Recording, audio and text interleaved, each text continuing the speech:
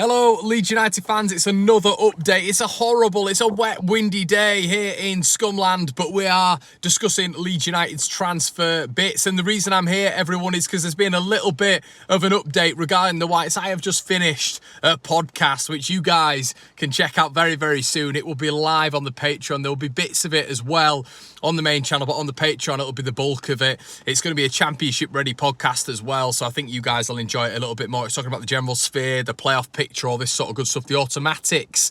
But right at this moment in time, Ryan Giles, it looks like, is heading on over to Hull City. They've done it again. It's Carvalho time.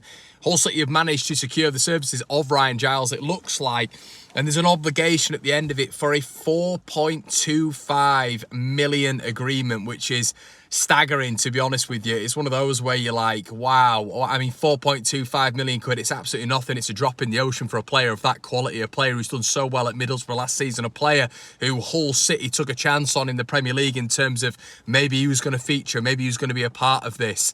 But Leeds have deemed it not necessary, clearly, to either offer him minutes, which I think is going to be a stickler because Leeds were keen on him, and we've really struggled to get that one done, in my opinion. I think there's going to be a little bit of deliberation there between how Leeds were able to get it done in terms of minutes, and I think that's going to be the big point. The big point, you know, Hull City, as we've mentioned several times, are going to be able to offer Manuel Benson, they're going to be able to offer Ryan Giles, they're going to be able to offer Fabio Carvalho massive minutes in the Championship, which enhances the player or players' portfolio, as we've mentioned on this channel plenty of times. That's what they're going to want now. It's not all just about the biggest and best clubs in the Championship going and signing a player.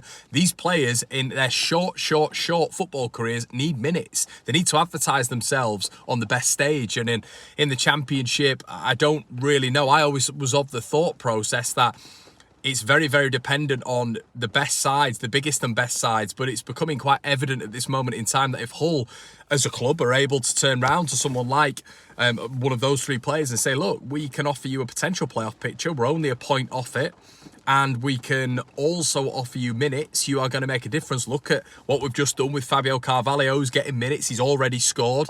Look at, you know, players of that ilk, that's the selling point, isn't it? And fascinating to hear about Ryan Giles. I mean, I thought Leeds would have gone there and offered him that. You know, there is rumours right now that Leeds are looking at a potential 10 million switch of Ryan Sessegnon. I think that would be a really, really good addition. His injury points are problematic, and that's, you know, when you look at Ryan Giles, I think overall he's a much better option in terms of the dependability and the reliability there. But overall, you know, that means that he's going to be playing a little bit more for Leeds United. You know, if we're able to get him fit and ready, I mentioned it on this morning's rumour mill. If we're able to get him fit and ready, and he's going to be playing and part of this club going forward, then that's going to be much more advantageous for Leeds. Sessegnon, if he was to come in on a loan option, is he going to be committed to the cause? I don't know. You know, if he's going to be sort of injured frequently, why do we just keep signing these injured players? Does it need to happen? Probably not. But yeah, I don't think we need to be, you know, investing our stock in a player who has that injury record. I know we've done it before, and that's why I mentioned just then, you know, why have we done this over the past however many years, invested in these sort of, you know, injury prone players. But yeah, disappointed in that one. But there is more news. There is more news which has been confirmed by Telefootball. It's been sort of scrubbed around, but we mentioned it. About a week ago. I couldn't believe it. I thought no chance, absolutely no chance on this one. Ben Godfrey, Telefootball have confirmed that it's between Leeds and Sheffield United for the signature of the former, I believe, Leeds United player at youth level. Wow.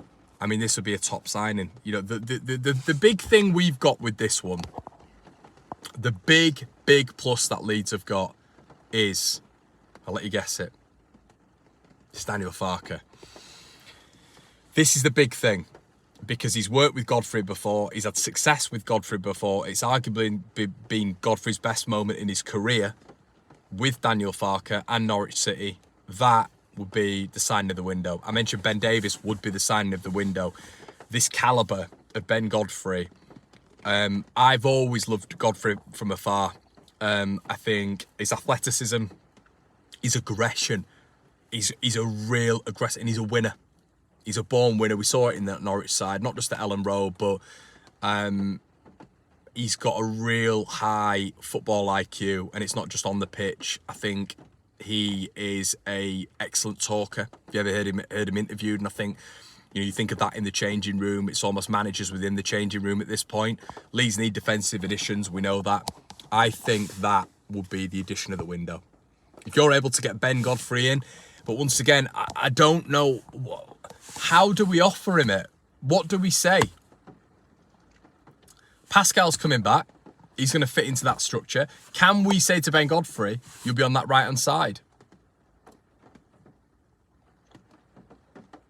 Is that going to be the stickler? Is that going to be the point? And I think that we could do that. But would Ben Godfrey be okay with coming in as a right-back? I don't actively know where he prefers to play, centre-back or right-back. I know he can play left-back. He's done that before. He can play midfield. He's done that before. Is it just that versatility option? But us and Sheffield United, it poses the question once again of where does he want to play? Sheffield United are Premier League at the minute. Do Sheffield United have a better chance when they come down of going back up than Leeds right now? Does he see Leeds as a viable option? He's from this way. As I say, he might think there's unfinished business at Leeds, which makes complete sense with everything that went on, apparently in his younger career. If you remember, Ben Godfrey was at the front when Norwich was scoring every time against Leeds, giving it to the cop. There was a personal thing there, retribution, revenge. Maybe it's an unfinished tale for him at Leeds United. Now, what a story that would be. What an arc that would be in his career, coming back to where it all started. Even when you've heard Micah Richards, who was released by Leeds when he was younger, speaking on the BBC football podcast they have with Gary Neville and Shearer, he talks about Leeds glowingly, but there's almost like they let me go. They let me go. I always wanted to beat them. Always wanted to beat them. I was released from Leeds when I was younger. Got picked up by another academy side, and every time we played Leeds, I wanted to beat them. Lifelong Leeds fan. My dad, lifelong Leeds fan. Want to beat them. Want to beat them. Want to beat them. Because you have that in the back of your head. It's like, I want to prove you wrong. I want to show you that you were wrong in letting me go. And I wonder if Ben Godfrey has that in his arsenal. He's thinking to himself, do you know what? Sheffield United are there, but there's a likelihood they're going to go down. You look at the politics of where Leeds are right now. There is availability in the back line. There's a manager there who's got the best out of him in his career before.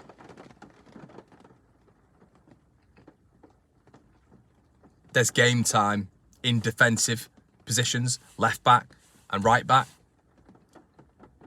And you do wonder, is Ben Godfrey going to come to Leeds United by the end of the minute? That would be unbelievable. And I'd still say we need a left back. Giles and Godfrey would have been unbelievable. Unbelievable. You've got an actual left back there, which we need. We don't just need a man across the back line. But if you can get a left back, a proper left back, 'cause that's a position we've needed filled for so many years, and then get a centre-back, right-back who can play on either side of that centre-back slide in Ben Godfrey, those two additions are perfect. Perfect. It's been an excellent window. Excellent window.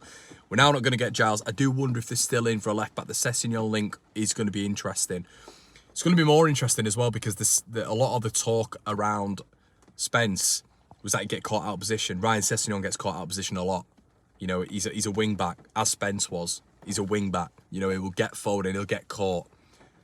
And that's what Ryan Sessegnon is, but he's been excellent at championship level before for Fulham. Would this be another one that Leeds could get in? A left-back and someone like Ben Godfrey, what an end to the window that would be. And that's Leeds really strengthening. That would make me very, very, very happy. But head-to-head with Sheffield United, what do you guys think? Let me know in the comment section below. Farke versus Wilder again. But for Ben Godfrey, I think that would be an unbelievable addition. But you do wonder, is he going to come back to where he's from? He's from York, near the homeland, come to Leeds United, much bigger club than Sheffield United. However, Sheffield United do have that Premier League lure right now. And is that going to entice Godfrey to go there? That is the problem, I think. Two teams who are two different tiers, and there's no guarantee that Leeds will go up yet. But I'd love it if Godfrey just thought, you know what, there's a challenge, we'll go and do that one. That'd be so nice to see. But guys, let me know what you think in the comment section below. We've got a preview coming out this evening, content blowing out of our ears. We've got Talk Norwich City's Chris Reeve coming on the channel. We've got a podcast already recorded. That's where I've been today. Please make sure you're slapping a like on the video. Make sure you check out SofaScore. Link is in the description below. Free to download. It's what we all use for all of our analytics, for all of our score lines, everything like that. It's well worth it, everybody. I will be going through the Leeds Norwich game, looking at SofaScore, looking at momentum bars and all that sort of stuff. All of it helps me as well. I've emailed them in particular to get them featured on the channel. So thank you so much, everybody. Shout out to everybody here. Make sure you go on the Patreon. Make sure you're part of the YouTube memberships as well. Make sure you like, comment, subscribe, and I'll see you in a bit.